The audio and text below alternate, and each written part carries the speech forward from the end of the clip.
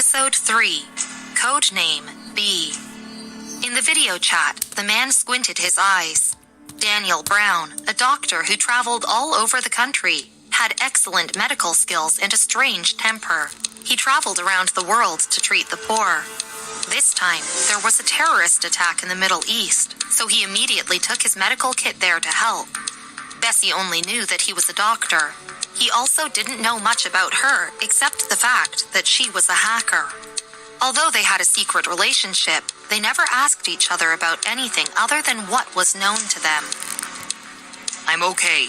Daniel bit the cigarette in his mouth, took out another phone, and checked the email Bessie had sent him. He said vaguely, Little friend, don't worry about it. I'll find someone to solve it. Daniel finished reading the information and calmly put his phone back in his pocket. Do we know why? Bessie put her cup on the table. Daniel nodded casually. Bessie grabbed the towel she had thrown to one side and laid her legs on the table on the other side. Her movements were light and yet slow. She continued brushing her hair and said, Whatever. Don't be disappointed when you're as good as the hacker B, who has been circulating on the internet recently. I will show you the outside world. Daniel casually reassured her. Bessie, a girl full of thorns, bad grades, and good for nothing, as described by her mother, was actually a mysterious hacker with a secret phone and computer. Bessie and Daniel were discussing an experienced and skilled hacker hiding in the unknown depths, named as B. A code name, unknown gender, unknown name, unknown age, unknown appearance. 3 months ago, they had lost contact with 7 undergraduates overseas. The embassy communicated with foreign ministries, but the investigation did not come to fruition as it concerned military satellites. It caused an uproar locally as tons of people took to the internet to voice their distress. Just as the embassy members were out of ideas, a hacker appeared out of nowhere and disabled the military satellite system of that country. Not much was known about the hacker, except that the person used the code name B. An ordinary hacker who had never been known in this field had suddenly become as famous and popular as the top 5 hackers. And he was now being looked into by the Interpol. From then on, the codename B practically became synonymous with mystery and was hailed as the pioneer of modern hacking. There were too many different versions about the story of B, but no one was truly able to find any instrumental clues about this person. Bessie did not look up. There were no outsiders around her, and her legs were casually propped up. In the light, her hands holding the towel were so pale. So early? Daniel smiled and thanked the passerby who said something to him. His eyes returned to the phone screen, and he paused for a moment. Just as Bessie was about to click on the link, he said, Bessie, you're in a dangerous situation right now. As the night approached, Chicago looked mesmerizing, with sparkles of city lights all around. But the lights in the school doctor's office were dim and soft. The girl rested her cheek against her left hand as she sat opposite the doctor.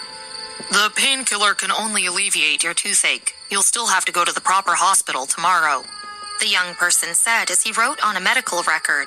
Hand this over to your teacher and ask for a leave of absence tomorrow. The young person looked simple but pleasant, and his hair had some silver highlights. Thank you. The girl gave him a grateful nod as she scanned her school card, but still looked a little weary because of the ache. The young person waved his hand kindly and looked towards the back. Grandpa Clark. As the girl turned around, she caught the corner of the couch in her peripheral vision. A hand was resting on the side of the couch. The fingers were draping downwards naturally, the joint segments pronounced, like a very artistic hand. The young person touched his earpiece and quietly said, It's already 8. Is the task through this time? Michael Clark was up to something and hadn't slept in days. He gave a tired acknowledgement. Went to look for Robert's soup. He didn't explain further. His actions had always been kept rather secretive. Even Sir Joshua Clark wasn't too sure what he was onto. He got up with the support of that hand on the couch. His eyes were too beautiful. They charmed others even when he wasn't smiling. Just like a rose at dawn. A while later, he casually said, Go home. The young man quickly walked before him and stood there respectfully. Grandpa Clark of the Clark family was the devil incarnate of the city. At 16, he started a firm and handed it over to his older sister in the due course of time. The enterprise was now one of the top 5 firms in the country. At 17, he was suddenly inspired to research robots with a group of like-minded people, and these robots were now exhibited internationally. At 18, he tried out being a police officer. A few years later, he decided to become a surgeon, and this surgeon was different from the rest. He only took up 1 operation a month, and still, the quota often went unfulfilled. There was no other reason except that his hands were hailed as the hands of God. He refused to stay on in that place too and ended up in an ordinary school as the school doctor. And he was different from the rest yet again. He got an assistant. The assistant did his daily work for him. He was the descendant of a wealthy and powerful family, but he never joined the military, politics, or got involved in business. He never even attended classes in foreign universities in which he was technically enrolled. He was so different, so unambitious, unlike the other members of his family. Grandpa Clark was one of a kind, and no one dared to mention him. As he was the son of Sir Joshua Clark, and Sir Joshua adored him so very much. Not many in the city or even in the family knew why Sir Joshua, who had been so strict his whole life, could adore this son who had no ambition to better himself. Soon, the school doctor's office was locked. The girl was stunned with the medicine in her hands.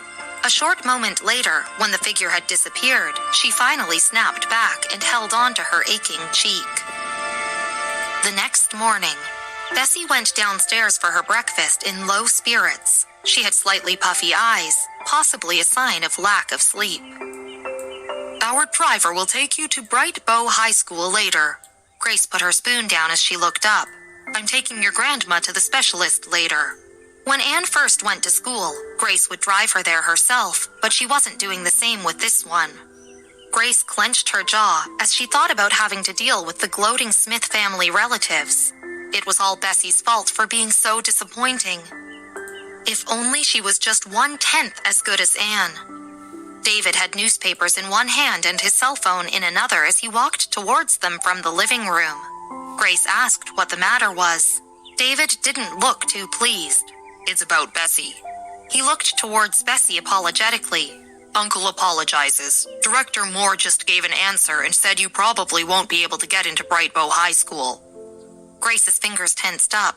David's words made her feel embarrassed. Anne finished her milk and carried her school bag that Aunt Ruth handed to her. When she got up, she looked at David with her head tilted in confusion.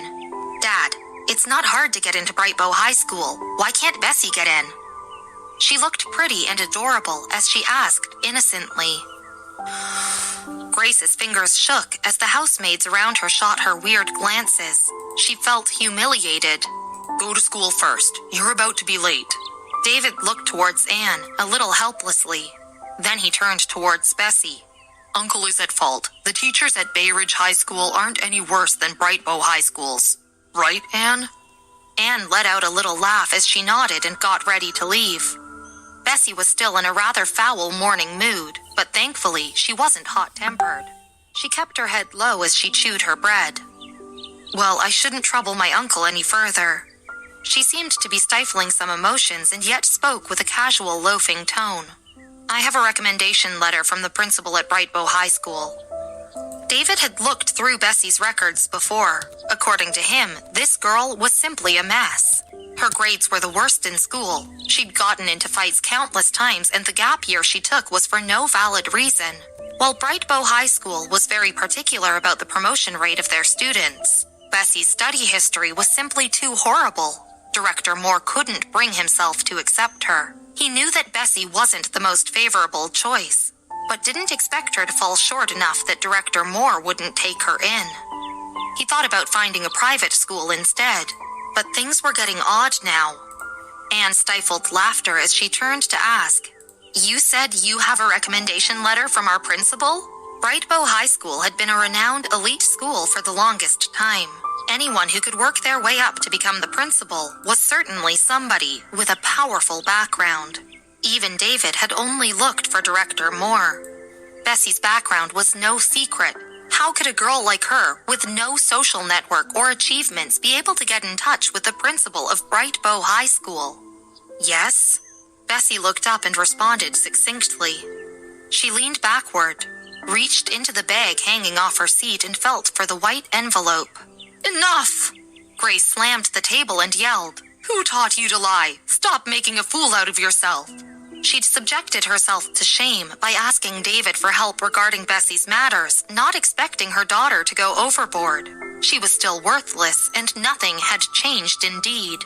"Mom, watch your health." Anne turned around and patted her mother on the back. She hesitated before saying, "Maybe Bessie really has her principles." Grace scoffed. "She's done so many ridiculous things before. Don't you speak up for her." Grace never got over the fact that James had threatened her to take Bessie along back then. Thomas came back and sensed the odd atmosphere. He smiled. "What's going on?"